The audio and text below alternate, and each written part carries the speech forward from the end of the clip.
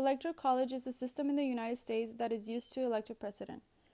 It was created at the Constitutional Convention of 1787 to allow for a democratic way of voting for the president without having a direct popular vote. Apart from Maine and Nebraska, votes between the states are based on a winner-takes-all system. These electoral votes add up, and if a candidate receives the majority of the votes, then they are elected president. Over the course of the Electoral College's life, there have been 5 instances where the elected candidate won the Electoral College without having the majority of the votes from the citizens. This has occurred twice within 2-decade time span, and has led to more citizens wanting the Electoral College to reflect the idea of majority rules rather than the minority rules. There are many problems within the Electoral College. However, in this video we will only be discussing 3 of them. One of the problems the United States faces with the Electoral College is that all states do not have the same number of votes. As shown on the picture, there are 18 states whose votes count less than they should. The amount of electors that each state represents is not equally dispersed among the states based on population. The second major problem is that the Electoral College considers only the states and the District of Columbia. The Electoral College does not take into consideration of territories such as Puerto Rico and Guam. This is a problem because Puerto Rico has a bigger population than 21 states, and yet it receives no representation when it comes to the presidential nomination.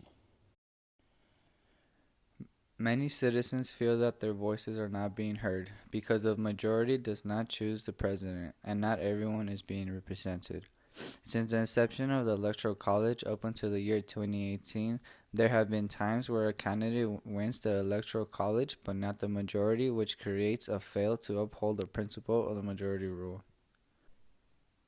2016 was the most recent time this occurred, as candidate Hillary Clinton had the majority rule but still lost the Electoral College to Donald Trump. The image of the 2016 election results show that Trump won the electoral votes but lost the popular votes to Hillary, representing how the Electoral College works. According to Hillary Clinton, the Electoral College should be changed about the unfair distribution between the states. You mentioned winning the popular vote, obviously, multiple times in the book. Yes, I do did. you think the Electoral College should be abolished? I said that in 2000, after what happened to the 2000 election with Al Gore. I was elected to the Senate that same year, and if you look at our recent history, we've had several candidates, nominees, who have won the popular vote and lost the Electoral College. What does that say? And it says that an anachronism that was designed for another time no longer works. If we've moved toward one person, one vote, that's how we select winners. I was amused after the French elections when I was listening to an interview with a French electoral expert, and he said, well, unlike your country, the person who wins the most votes wins. So I think it needs to be eliminated. I'd like to see us. The following video supports the claim about the unfair distribution between the states. Every 4 years, we hear the words Electoral College over and over again, but we never talk about what a ridiculous and, frankly, undemocratic system it really is. The Electoral College gives vastly more power to different voters depending on which state they live in. Bigger states. Nope, smaller states. If your state has less people, you have more power.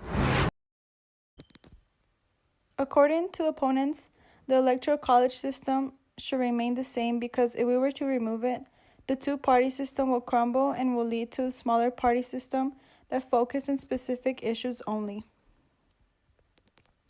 Opponents also believe that the Founding Fathers chose this system because it requires the candidates to appeal to the many rather than one region.